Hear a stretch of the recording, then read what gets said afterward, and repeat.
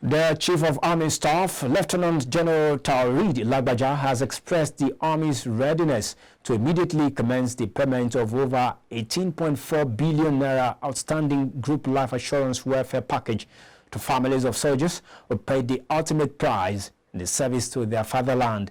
The Army Chief made this revelation in Ibadan during the closing ceremony of the 2nd Regimental Sergeant Majors Convention, where he promised to boost the morale of its officers and men, as well as ensure improved welfare.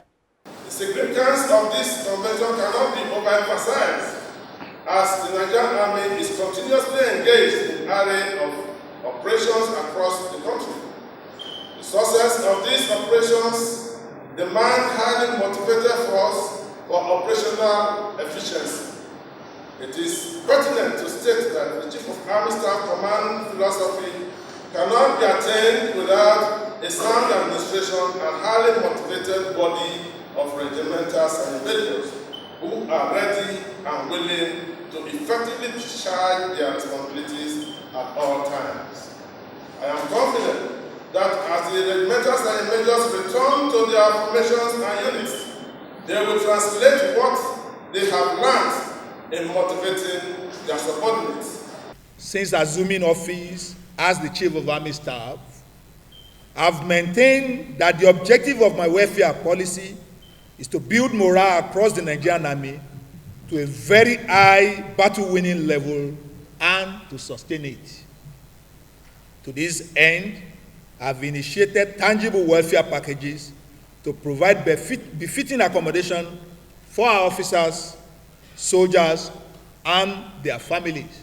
Upon coming to office as the Chief of Army Staff on the 23rd of June this year, I crafted my command philosophy, and I clearly identify 3 pillars upon which that command philosophy will be laid, and that is sound administration, operational effectiveness, and leadership.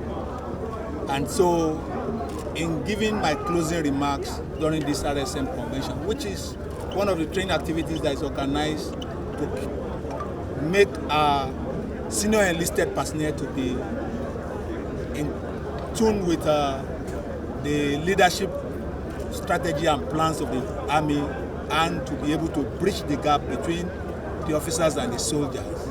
I outlined some measures that have been adopted by the Army headquarters since I came on board as the Chief of Army Staff to further motivate the troops. And I talk about the effort of Mr. President to offset the outstanding group life assurance benefits to the families of our departed colleagues, and that is to the tune of about 18.4 billion. The President has given the approval, the National Assembly has assented to appropriating fund for that, and very soon will discharge that obligation to the families of our departed colleagues. We have also made intervention in our health facilities. We are making a lot of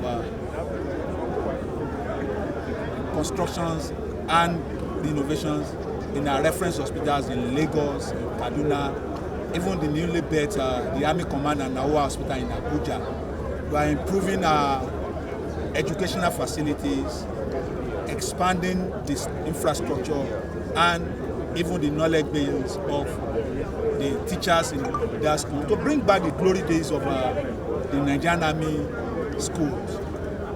Also, we are constructing befitting accommodation for our regimental sergeant majors. If you go around our formations and units today, you see accommodation befitting of their status and almost at par with officers, where we expect the RSMs to live so that they can impose their personality on the soldiers they are expected to lead. So these, in a nutshell, are some of the administrative measures and interventions that have taken since coming on board as the Chief of Army Staff to motivate our troops to that high-pitch battle-winning level that they will be able to confront all myriads of security challenges that confront us as a